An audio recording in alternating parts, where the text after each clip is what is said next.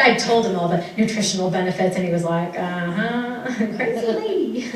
And so he thought, this is what I'll just stick with this. I'm not gonna take my medicine and see how it goes. To date, it's now been about 3.5, almost 4 years, and he has not taken another Prevacid since. And not only that, but within a few months of going off of commercially yeasted bread and beginning to take the naturally yeasted bread, he lost 20 pounds. And then to date, he has now lost 70 pounds. Now, I know what you're thinking.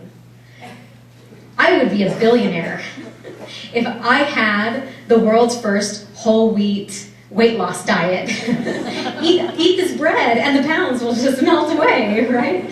That's not how it works. In his case, his body was reacting so severely to the aggressive aspects of the wheat that he had retained water, he'd gotten puffy, his joints were swollen, he was having problems with his energy levels, all of these different things, just because his body was fighting a battle out here multiple times a day, every time he ate wheat.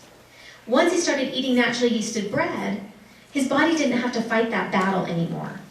And so it was able to then let go of the water weight, let go of the puffiness, and begin to heal itself. Now, it's at this point that I hold up this little imaginary sign over my head that says, I am not a doctor, okay? The way I describe myself to people, I'm a really geeky mom. I get passionate about things. This is what I've learned. I share stories from what I've seen in other people's experiences. As I share these stories, if you have a digestive illness, if you have a problem with wheat, it is not my recommendation that you run out and just start gorging yourself on naturally yeasted bread. Please be cautious. Please be responsible. Make responsible choices. I say it before people sample. This bread contains wheat. Make whatever responsible decision you know with that information. There is wheat in this bread.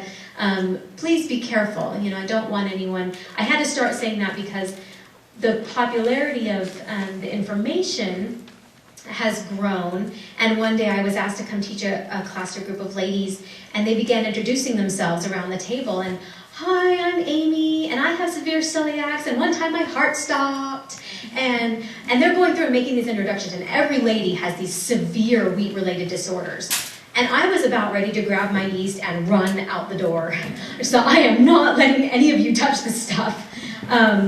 Some of them had already sampled it, but in terms of liability, and I just urge people, please be cautious as you are sampling or encouraging other people to sample. Make sure you're doing so responsibly. Because we can't speak for everyone's body, everyone's different. But what I can say is that for the people who have sampled responsibly and have done so in a good manner, I have been amazed at the amount of people that have been able to heal their bodies from illnesses that have developed over years of poor grain habits, be able to eat bread again because of the natural yeast. And basically, again, this isn't some magic pill. This is something that was developed over thousands of years of trial and error. And it wasn't until 1984 when they realized there was a market for the dry pack yeast that they had created for the military, that we decided, well, what did they know back then, all those thousands of years of trial and error? We're going to try this instead. So basically that is the why. That's why naturally yeasted bread is so much better for you. It breaks down, it neutralizes the phytic acid, breaks down the sugars, it reduces the harmful aggressive aspects of the wheat and the gluten. These are all pretty important things, right? So that takes us through the why. Are there any questions about the why? Yes? When you go to the store and buy whole wheat bread, what do you look for in a label that tells you that it's natural yeast instead of commercial?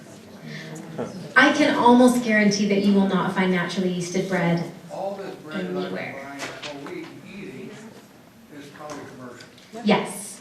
Even of the commercial, outside of specific bakeries, and I can't even speak for all of those, even the sourdough bread, which comes from a starter, which is similar to natural yeast. The natural yeast that I teach people to keep is mild, and it's kept in the refrigerator, so it has minimum maintenance. Sourdough is obviously more sour and it requires a lot more taking care of.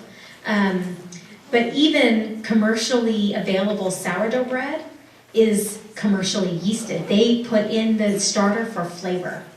How about these specialty whole wheat bakeries? Some of them do use a starter. You would ask them, some of them, but even, some of the people working at the front might not even know the processes. And some of them may be using yeast cakes, which is not the same as an actual starter. I do believe that the bakery, they just opened downtown, it's called Eva's Bakery.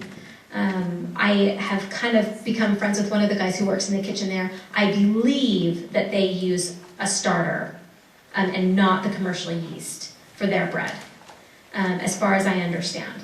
But I can't, put a stamp on that and say endorsed by the bread geek. Yes? I've heard a lot of the wheat problems because of genetically altered wheat, that it's more the yeast than that. And that is a very good point. Just like I was saying with the chickens, not only has the yeast been bred to have certain qualities, they've also bred certain qualities into the wheat as well. They want higher rising, fluffier bread, so they have bred that quality into the wheat. So it has a higher protein content, a higher gluten content. While it is ideal to have a more natural form of that wheat, it has been the experience, and again, not a scientist, I am not Dr. Melissa Richardson, it has been the experience that even people who suffer from these gluten problems, even with this modified wheat, the natural yeast starter tends to take care of the aggressive elements of the gluten, regardless of how much there is, that kind of makes it so that it's not a problem. Okay, so I'm not saying it's not bad what we've done to wheat. I think that we should move back towards some of these more traditional grains. I also tell people I highly encourage multi-grain bread baking. We need to move away from this monogamous relationship we've got going on over here. We need to include other grains, spelt, kamut, oats, all of these things. You mix these things into your dough, the natural yeast, the starter, will take care of all of those grains as well, and you will benefit from an even wider array of nutrients. So we need to also move towards a wider variety of grains than just wheat. And a lot of those other grains have not been as modified as wheat has. So are there any other questions? Those were really great questions. Yes? I've got two. What's the difference between kefir and what's in this? And then also, did you suggest to soak your wheat and then dry it and then?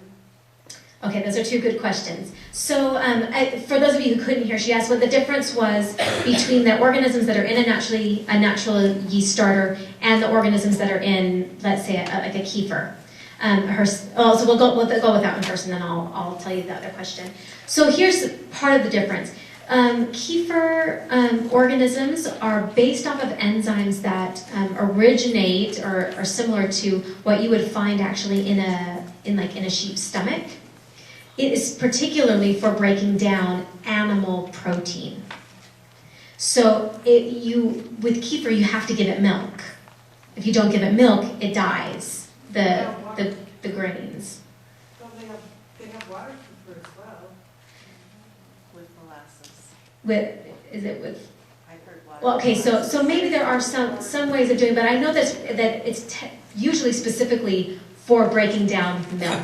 I mean, I know they do have some kefir water, but they're totally separate grains that create okay. those. So that's what you're thinking is a totally different beast than a water kefir. Okay, yeah, because I only have experience with the milk kefir grains.